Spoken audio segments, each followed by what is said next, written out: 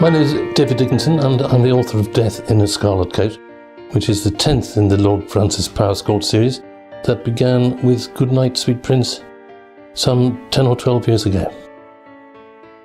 Death in a Scarlet Coat begins outside a grand stately pile in Lincolnshire with a meeting of the hunt on a very cold morning in October.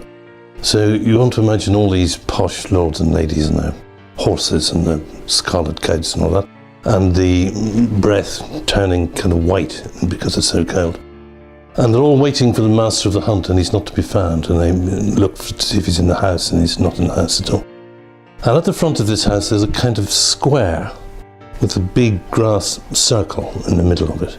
And at the front of the square there's one of those roads that goes on to infinity out of these great big houses, straight for miles and miles and miles. And I can see coming up this thing something on a horse very slowly.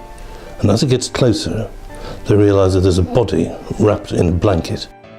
And as they get closer still, they realise it's a body wrapped in a blanket, and you can just see the hint of a scarlet coat out of the bottom.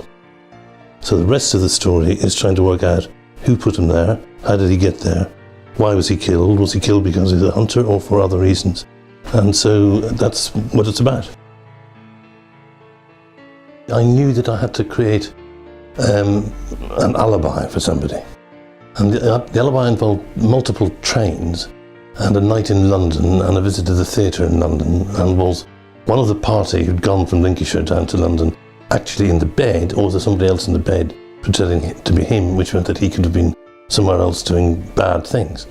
And this took me, I don't know how long it took me, because I kept thinking I got it right, and then I suddenly realised I'd forgotten to work out what day it was.